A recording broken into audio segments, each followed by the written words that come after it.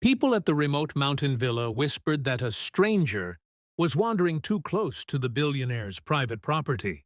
But when the cops arrived, guns drawn, they didn't know one thing. The man they were about to arrest couldn't even see them, and he belonged there more than anyone. The air was thin and icy that morning in Aspen.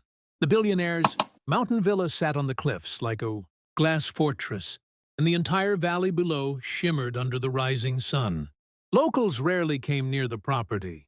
Security was tight, and the owner, Elliot Ward, was known for keeping his world very private.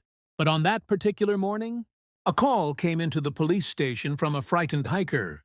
"There's a man wandering near the private villa, and he won't respond when I warn him. I think he's trying to break in."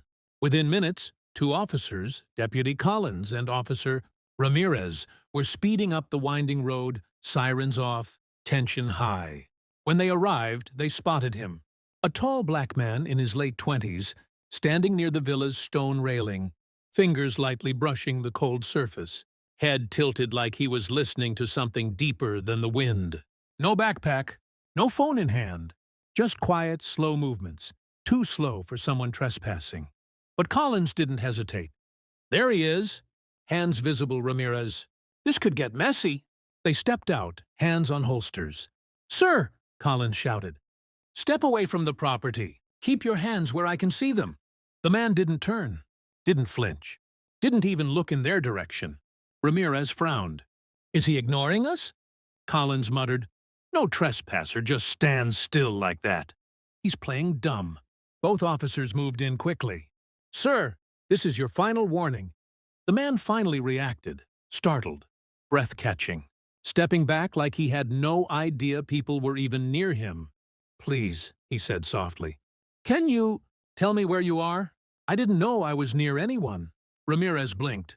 Something felt off. But Collins pushed forward, suspicion burning. "Don't try anything," he snapped. "Hands behind your back, now." The man looked confused, genuinely confused. His eyes didn't focus on anything, not the officers, not the villa, not the flashing badges. Ramirez whispered, "Collins, he's not looking at us at all." Collins hissed back, "He's pretending. I've seen this trick." The stranger lifted his shaking hands slowly. "I'm sorry if I crossed onto private land. I can't see very well." Still, Collins grabbed him aggressively. "Yeah? And I guess you can't hear either, right?"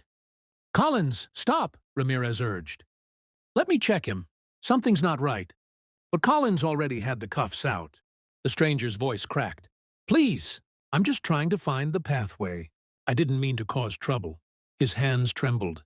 Ramirez swallowed hard. She could feel it now. This wasn't a trespasser. This was a lost man. "You hiking alone?" she asked gently. "No," he said quietly. "My driver dropped me off near the overlook. He said it was a short trail. I guess I got turned around." "I can't rely on my eyes much," Collins scoffed. "Sure, convenient excuse." Ramirez stepped closer and saw it. His pupils, cloudy and unfocused. Her stomach dropped. "Collins, he's blind." "What?" But before anything else could be said, a deep rumbling engine echoed up the road. A matte black SUV shot around the bend, tires screeching, kicking snow into the air. It headed straight toward them. Ramirez's heart stuttered. "Who the hell is that?" The stranger's face softened with sudden recognition. Not of sight, but of sound. "I know that car," he whispered. The SUV braked violently, and the doors flew open. A voice thundered across the mountainside. "What are you doing to my son?" The officers froze, because stepping out of the SUV was Elliot Ward, the billionaire owner of the entire mountain, staring at them with fire in his eyes. Sheriff Dalton stared at the young man they had pinned to the porch. Tyler's hands trembled under their grip, his cane knocked to the ground, rolling slowly until it hit a wooden step. Ethan Collins watched from inside the SUV parked at the edge of the drive. Powerless, he kept whispering to himself, "Just hold on, Tyler, please." But it only got worse. One officer grabbed Tyler's arm roughly. "Stop resisting." I'm not resisting," Tyler stuttered, tears collecting at the corner of his eyes. I can't even see where you are." The words finally broke something in Ethan. He jumped out of the car and ran straight toward the scene. "Hey, get your hands off him!" The officers turned sharply, instantly reaching for their holsters. "Sir, step back." But Ethan didn't stop. He rushed between them and Tyler, standing tall, voice shaking with rage. "You're detaining a blind man who lives here." The sheriff raised an eyebrow. "Oh, really? And who exactly is he supposed to be?" Ethan took a slow breath. "Not out of pride, not out of anger, but out of years of guilt. He's my brother." Silence. Complete, frozen silence. Even the wind seemed to stop. Tyler's head lifted, recognizing the voice instantly. "Ethan?" Ethan knelt beside him, his voice cracking. Yeah, it's me. I'm here, buddy." The officers looked at each other, confused. "That's impossible," one muttered. "You're Ethan Collins, son of—" "Yes," Ethan said firmly. "Son of billionaire Henry Collins. And Tyler is my younger brother." Sheriff Dalton swallowed hard.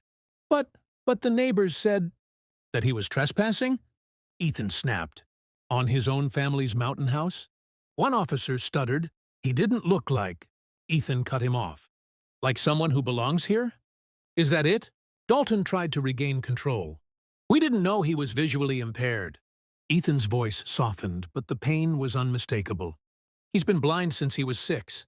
And today was the first time he tried to come here alone. He wanted to surprise me." Tyler's lips trembled. "I just wanted to prove I could do it on my own." Ethan pulled him into a hug. "You already have. I'm proud of you, Tyler, so damn proud." The sheriff removed his hat, shame all over his face. "Mr. Collins, we deeply apologize. If we had known—" "You didn't ask." Ethan said it calmly, but the weight of the words dropped like a hammer. After a long pause, he spoke again. "I'm not pressing charges, but I want awareness training for every officer here. If my brother had panicked, this could have ended much, much worse." The officers nodded quietly, unable to argue. Tyler held onto Ethan's arm while they walked up the porch together. "Can we still stay here tonight?" he asked softly. Ethan smiled. "Yeah, bud. We're not letting anyone ruin your first night on the mountain." As they stepped inside the warm glow of the villa, Tyler whispered, "Thanks for coming for me." Ethan squeezed his shoulder. "I always will." The door closed behind them. But the lesson stayed outside with the officers, that not everything is what it looks like, and sometimes the person you judge the fastest is the one you should have protected the most.